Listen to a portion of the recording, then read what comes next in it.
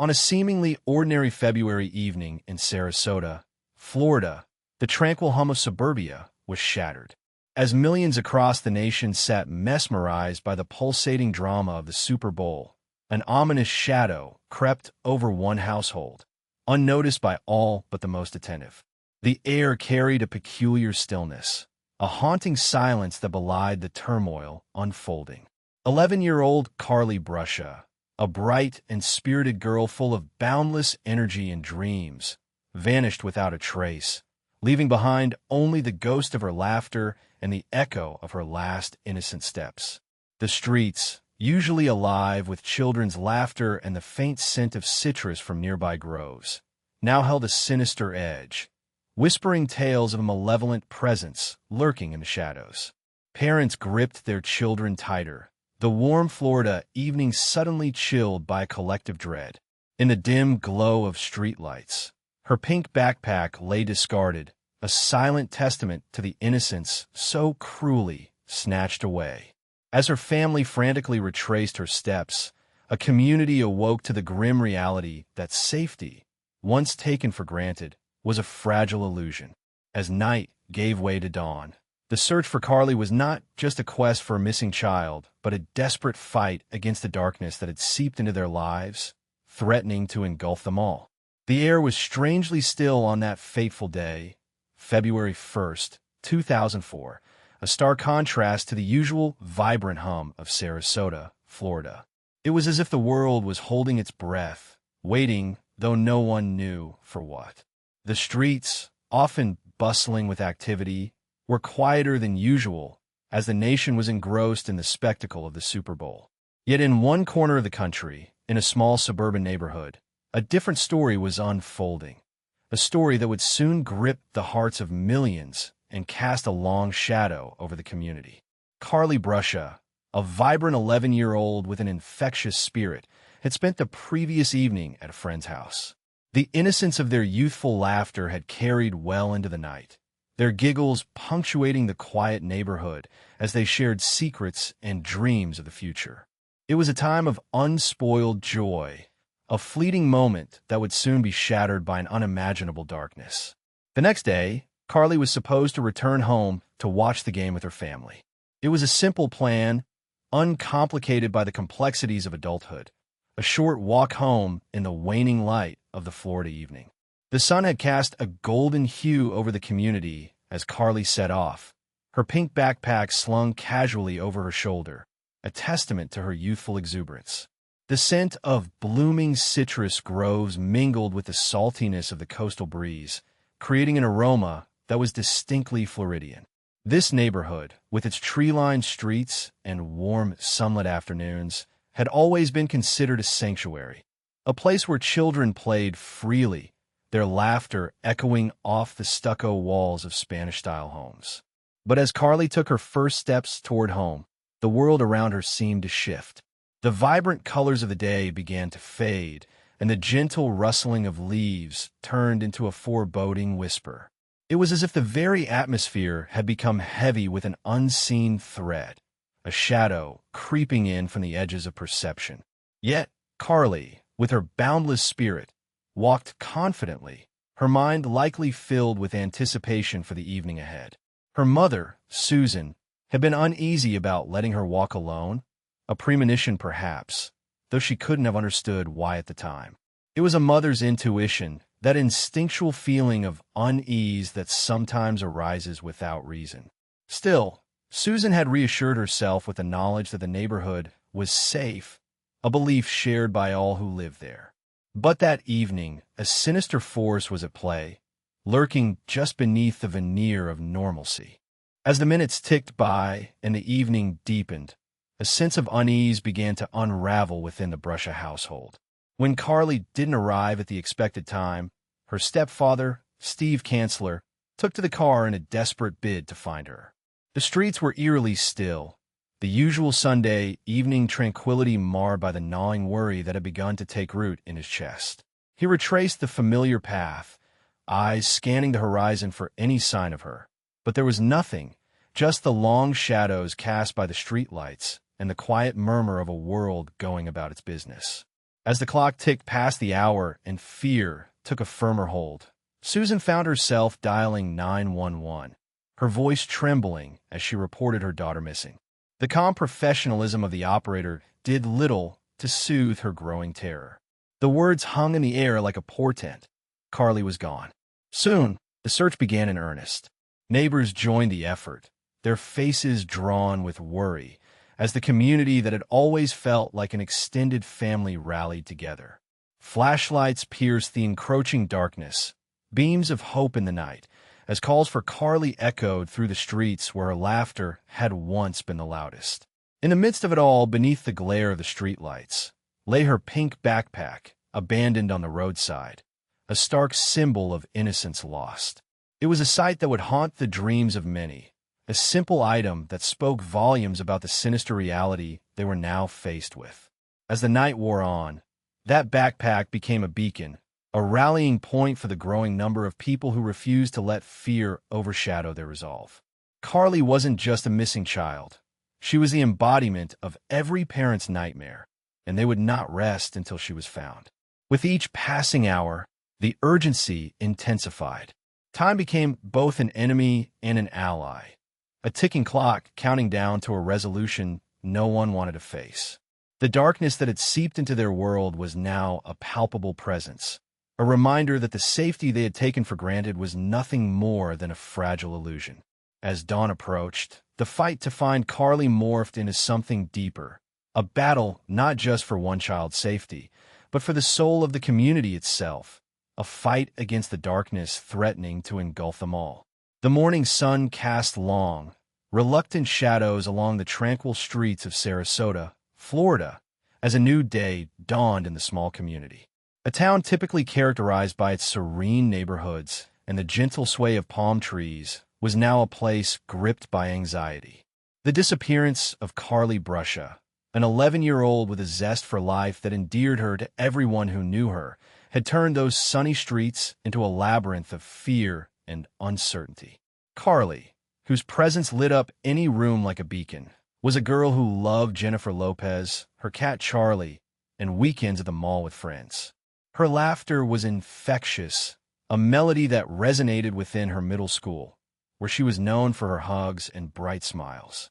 Yet, as February 1st, 2004 faded into memory, the vibrancy of her young life was eclipsed by a single, harrowing truth. Carly was missing. The evening she vanished, the nation was riveted by the spectacle of the Super Bowl. Televisions flickered with images of the New England Patriots' narrow victory. But in Sarasota, the celebratory roar was an echo from a world now alien to the Brusha family. A phone call from a worried mother about a late-running daughter set the stage for a nightmare no family should endure.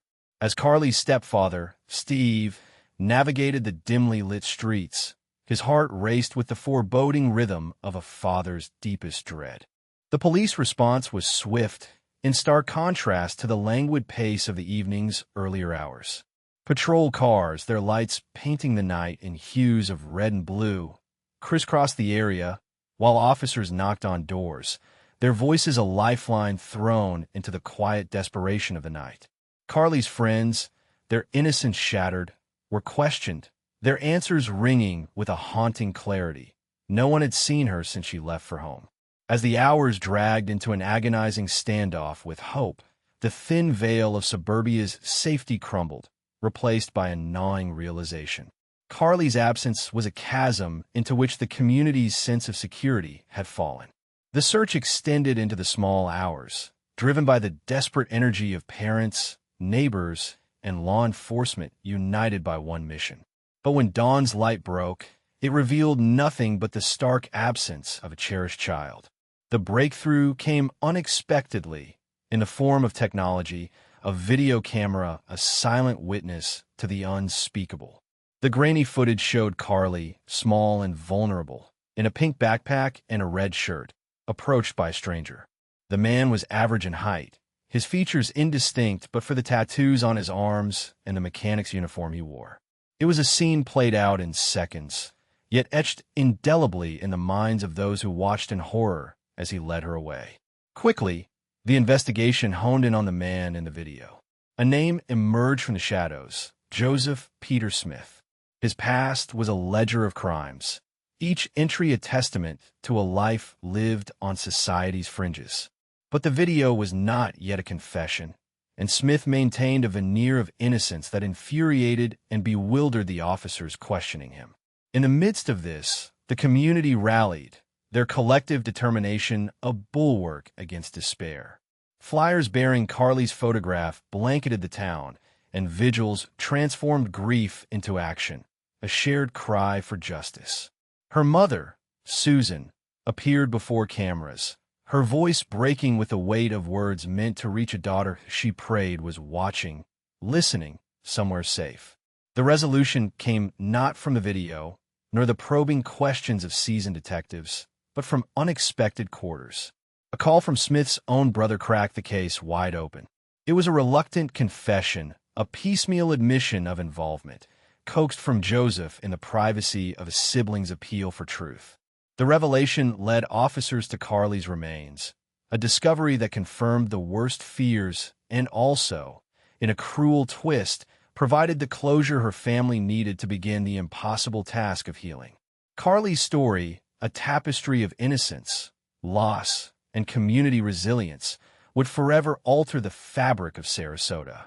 Her memory, a call to vigilance and compassion, lingered in the hearts of those bound by the tragedy and served as a somber reminder of the vigilance required to protect the ones we love most. The sun dipped below the horizon, casting long shadows across the town of Sarasota, as the evening painted everything in shades of purple and orange. The air was thick with the usual Floridian humidity, an almost tangible reminder of the urgency and heaviness that enveloped the community. In the fading light, a palpable tension crackled through the rows of houses and streets, as if the very air itself held its breath in anticipation of what was to come. The discovery had been made, and the town was reeling. The whispers spread like wildfire, a low murmur that grew louder with each passing moment. Carly's name was on every lip, her bright smile captured in photographs that seemed to haunt every corner of Sarasota. Her absence was a gaping wound, felt acutely by everyone who had been touched by her light, and the knowledge of her fate a devastating blow that echoed through the hearts of the townspeople. Detective Vincent Reaver stood outside the precinct, the weight of his role pressing down on him like an anvil. The cool evening breeze did little to alleviate the suffocating sensation that clung to his chest. He could see the cluster of reporters, their cameras and microphones poised, waiting for a statement. The air was charged with anticipation, the kind that only a story of this magnitude could bring. He turned back to the precinct, where inside, Joseph Peter Smith sat in a stark interrogation room. The man was alone, the fluorescent lights casting a harsh glow over his features. His eyes, dark and unreadable, flicked up to meet the gaze of the two detectives who entered the room, their expressions a mixture of determination and fatigue. The room seemed colder, an oppressive silence hanging between them, punctuated only by the soft rustle of papers and the distant hum of the precinct. "Joseph," Detective Reaver began, his voice steady, though it cost him a great deal of effort. "We need to talk about Carly." Joseph shifted in his seat, his movements languid and unhurried, as if he had all the time in the world. He blinked slowly, a hint of a smirk playing at the corners of his lips. "Already told you," he drawled, his voice carrying a hint of defiance. "I don't remember anything about that day." Reaver's patience was wearing thin, but he had learned long ago that anger was an unproductive approach. Instead, he leaned forward, his eyes searching Joseph's face for any crack in his facade. "People remember things, Joseph. They remember the way you walked, the clothes you wore. They remember you at the car wash." Joseph's smirk widened, though his eyes remained cold. "People see what they want to see." It was an infuriating response, one that only strengthened Reaver's resolve. He glanced at his partner, a silent conversation passing between them. They had been at this for hours, and though the evidence was mounting, they needed a confession to seal the case. Outside, the night unfolded, a blanket of stars beginning to emerge in the clear sky. The town seemed to hold its breath, the usual nighttime sounds muted as if in respect for what had been lost. In homes around Sarasota, families gathered, holding their loved ones a little closer, the reality of Carly's fate a stark reminder of life's fragility. Back in the interrogation room, Reaver changed tactics. He softened his tone, leaning back his chair to create an illusion of casual conversation. You know, Joseph, people don't just disappear. They leave traces, remnants of where they've been. You left traces too. Joseph's gaze flickered just for a moment, a crack in the armor. It was almost imperceptible, but Reaver caught it. Traces? Joseph echoed, a note of curiosity in his voice. Yes, Reaver pressed gently, in the Buick on Carly's clothes. Fibers, DNA. It's all there, painting a very clear picture. Joseph's expression hardened, the mask slipping back into place, but Reaver saw the momentary flash of fear. It was enough. It told him they were close, that despite the bravado, Joseph knew the noose was tightening. The room seemed to close in around them, the silence heavy with implication. Joseph's breathing grew shallow, his eyes darting around the room as if searching for an escape that wasn't there. Reaver watched him, patient and unyielding, waiting for the moment when the facade would crack and the truth would spill forth. And in the heart of Sarasota, as the town lay in a restless sleep, the wheels of justice continued to turn, driven by the relentless pursuit of truth and the memory of a little girl who loved life and whose light had been so cruelly extinguished. The air in Sarasota was thick with a sense of unease, an unsettling atmosphere that seemed to hang like a pall over the town.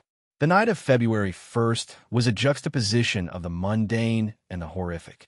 While millions reveled in the cacophony of the Super Bowl, a dark undercurrent writhed through the quiet streets, a sinister whisper that only a few could hear. The town was plunged into a strange liminality, a space between worlds where the ordinary and the nefarious brushed shoulders. Joseph Peter Smith moved through the shadows of this world, a spectral figure wrapped in secrets and darkness.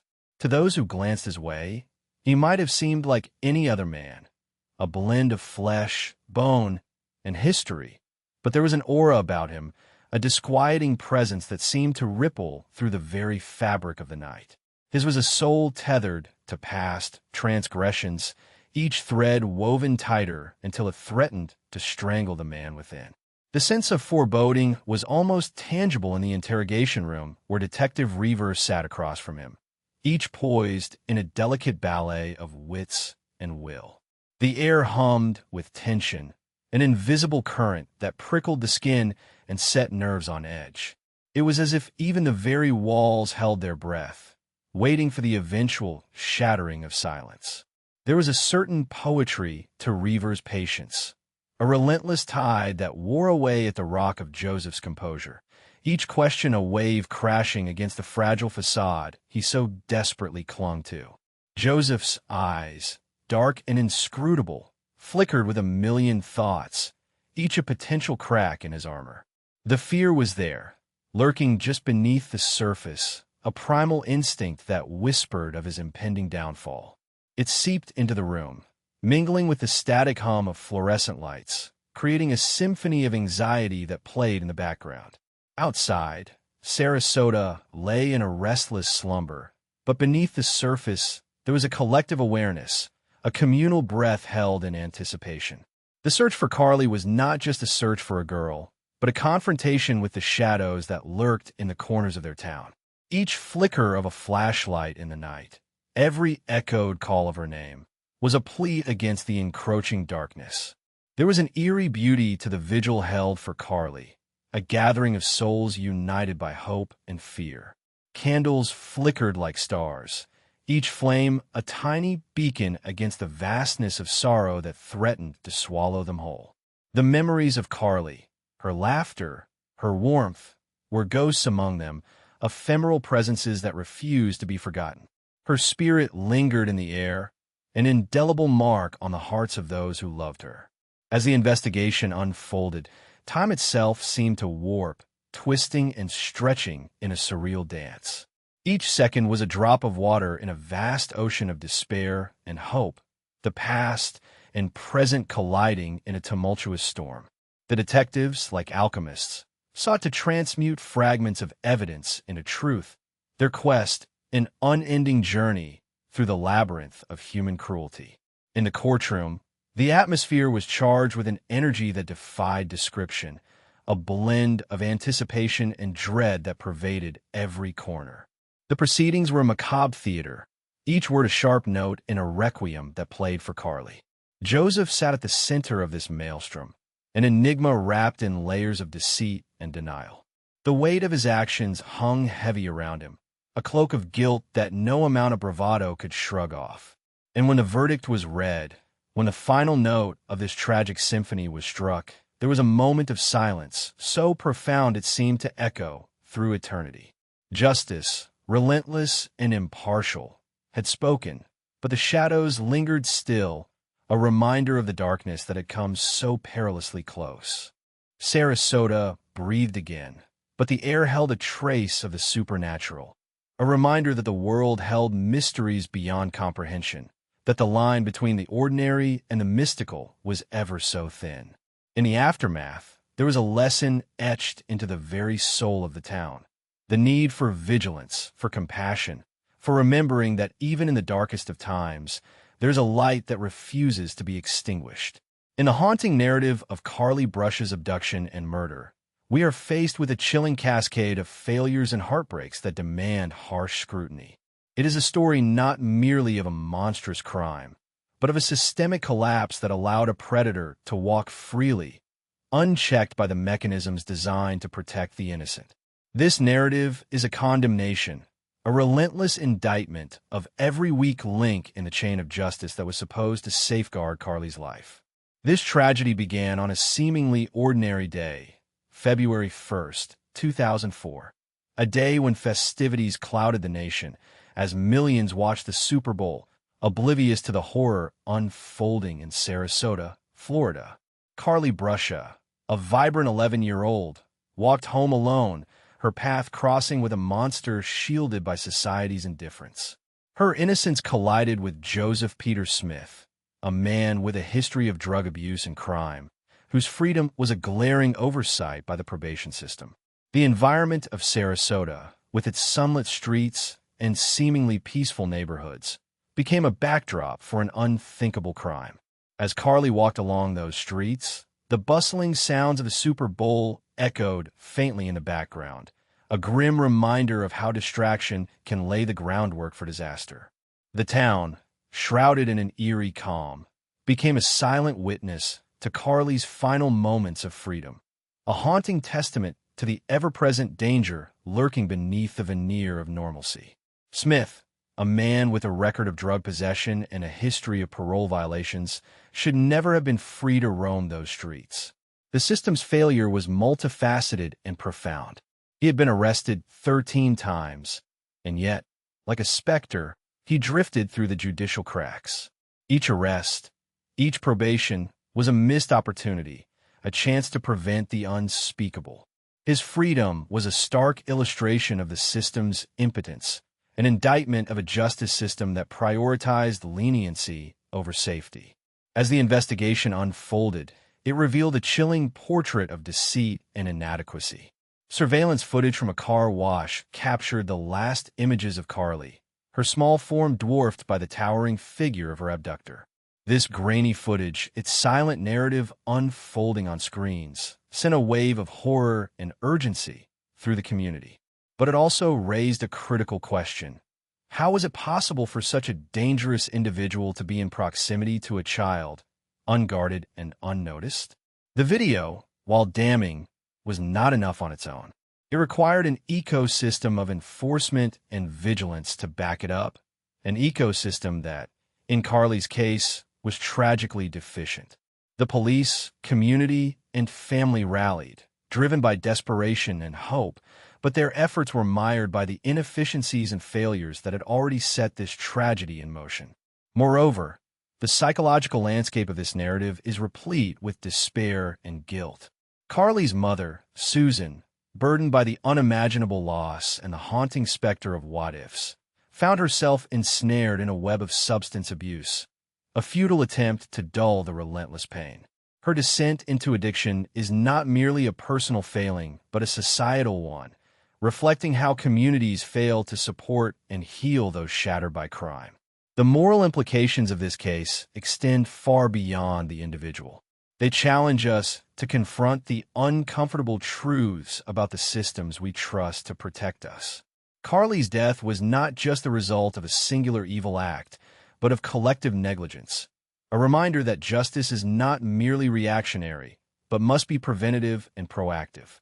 As Sarasota struggles to reclaim its sense of safety, the specter of Carly's loss lingers, a catalyst for change and reflection. Her story demands vigilance and accountability. It implores us to scrutinize each failure and to learn from it, to ensure that the darkness that claimed Carly does not find its way into the lives of others. In the end, Carly Brush's tragic story serves as a stark reminder, a haunting narrative that echoes the failures of a system that must be reformed. Her legacy demands action, not just in memory, but in tangible change, so that no other child walks the path she took, unaware of the shadows lying in wait. The air in Sarasota stirs with a quiet resolve, a silent testament to the weight of Carly's absence. Her story, etched into the hearts of the community, serves as a somber reminder of the fragility of innocence and the shadows lurking in the peripheries of everyday life. In the gentle sway of the trees and the soft murmur of voices in her memorial, an indelible echo of loss persists, a loss that transcends time and place, reminding each of us of the imperative to act. Her legacy is not confined to grief. It is a call to action, a plea for vigilance and reform, so that no other child is ensnared by the darkness that once claimed her.